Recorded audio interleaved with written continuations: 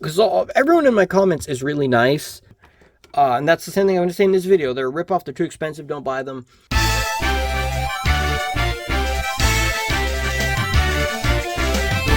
Why be easy when you can just die? Woo! Well, I'm Chewy Mew, and welcome to my channel. But more specifically, welcome to another Chewy Mew video. But even more specifically, welcome to Disappointment. This is the toy version of the Spot. And spoilers, I'm going to keep it. It was like, I think 12 bucks or whatever, which is still a ripoff. This should be like, I don't know, like $4 or $5 maybe. This is more like a gimmick toy that Toy Biz would make, that they would charge the same price as like a superposable figure. But, you know, the Toy Biz one would have probably more sculpting and detail than this one does. Probably a better gimmick. Too expensive, they're a ripoff, they're not worth it, don't buy them. And they also have a bunch of QC issues, which you should not deal with when you're talking about the $24 price range. For me, I had to pay 27 about, or no, like 26 and change, because where I live, the tax is about 10%, so, you know, you got to deal with tax as well. But when it comes to them, $2,099, oops, moves aside, he doesn't stand up. None of these figures stand up.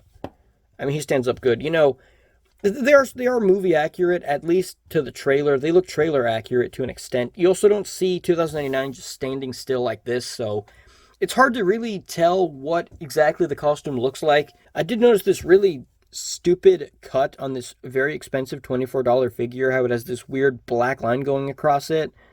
I mean, I know I'm going to be crapping on these figures for being very expensive, and I bought them, so, you know, it's my fault, but you know, it's one of those things where, I mean, I do want the figures. I would gladly rather pay, like, you know, $15 for each of these, which I feel like is how much they should be. But I feel, you know, once you get to the late mid $20 price point, you gotta not have any paint app issues. So if we look here on the gauntlets, we zoom in. Oops. Yeah, let's zoom in to here.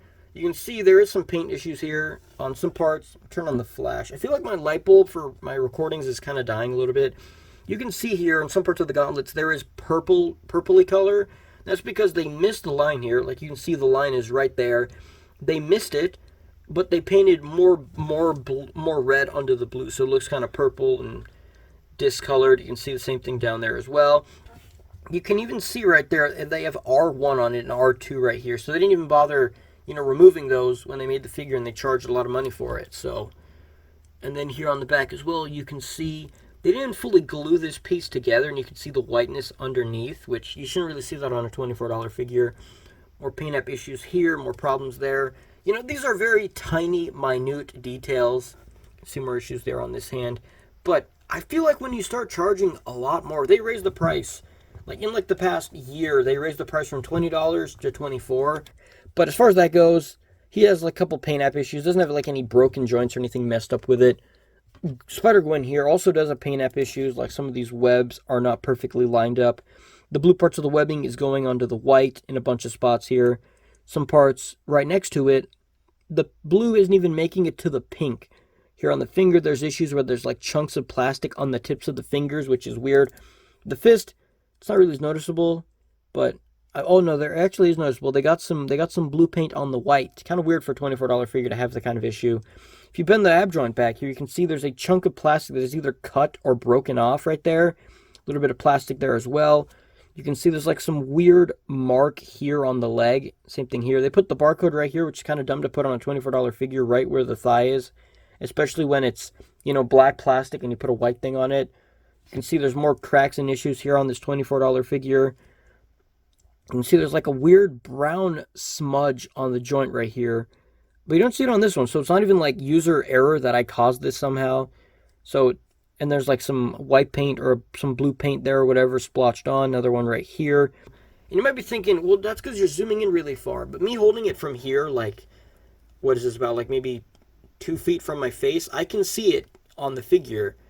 Being zoomed in just allows you to see it more clearly. And then the plastic, it looks like they cut the joint. It doesn't look like a smooth joint.